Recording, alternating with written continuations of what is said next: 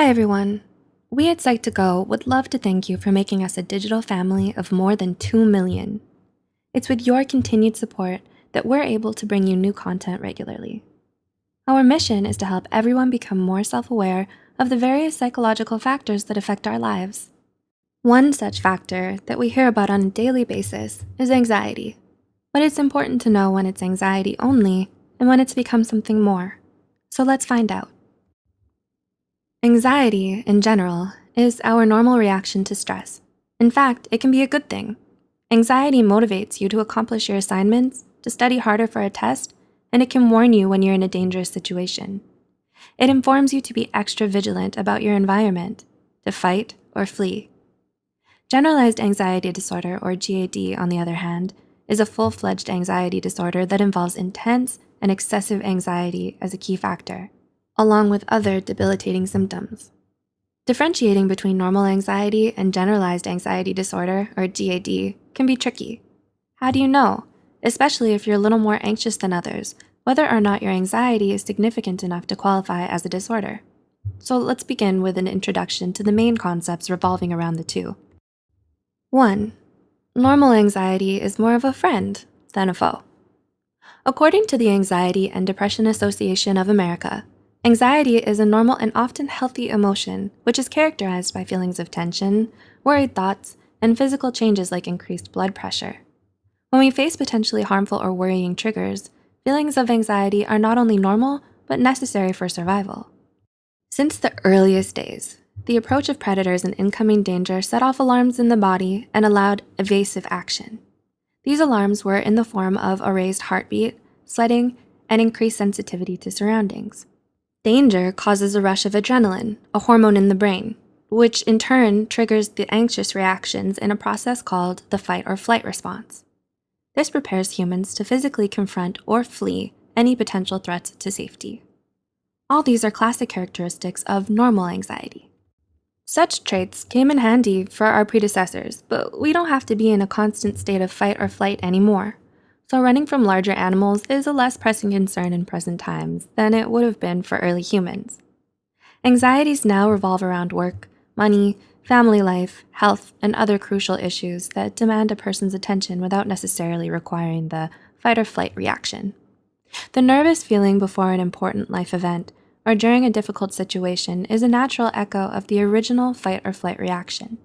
It can still be essential to survival. Anxiety about being hit by a car when crossing the street, for example, means that a person will instinctively look both ways to avoid danger. When the duration or severity of an anxious feeling is out of proportion to the original trigger or stressor, physical symptoms such as increased blood pressure and nausea may also develop. These responses are what move normal anxiety beyond into GAD. Generalized anxiety disorder, GAD, is when the trouble starts. Generalized anxiety disorder involves persistent and excessive worry that interferes with daily activities. People with symptoms of GAD tend to always expect disaster and can't stop worrying about health, money, family, work, or school. In people with GAD, the worry is often unrealistic or out of proportion from the situation. Daily life becomes a constant state of worry, fear, and dread. Eventually, the anxiety so dominates the person's thinking that it interferes with daily functioning, including work, school, social activities, and relationships. There are several key differences that make them distinguishable. Here are a few ways you can tell the two apart. 1. Presence of a stressor. Usually, normal anxiety occurs in response to a stressor, such as an exam, an upcoming interview, a fight with a friend, or a new job. When you struggle with GAD, you're anxious most or almost all of the time, even when you can't spot the source of the stress. For instance, people with generalized anxiety disorder can have a difficult time just getting through the day. Even seemingly small responsibilities like paying the bills make them feel anxious. 2. Intensity and length. GAD produces intense and excessive emotional responses.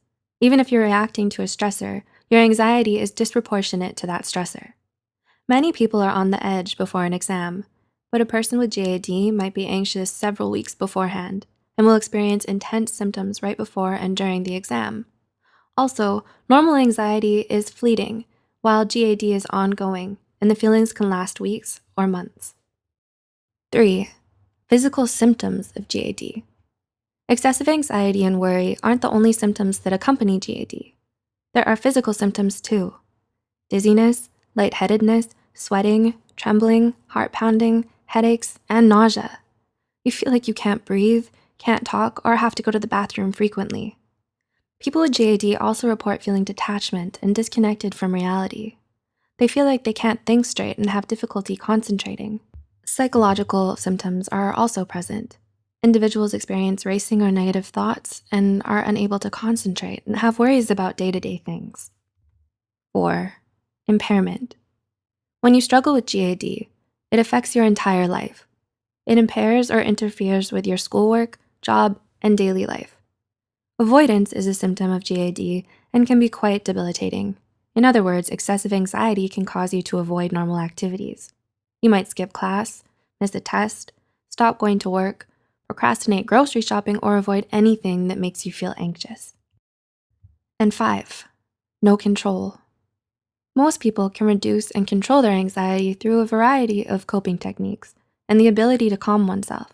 However, people with GAD have significant difficulty finding relaxation, calm, and time away from their worries. If you have more difficulty than other people you know in controlling your anxiety, it may be more than normal anxiety. Did you often find yourself confused about these two conditions? Do these factors make it easier to differentiate between the two? Do let us know in the comments below. If you're struggling with overwhelming anxiety and you can relate to some of these factors, don't hesitate to seek help from a mental health professional and subsequent treatment. Also, remember to share this video with someone you think might benefit from these as well.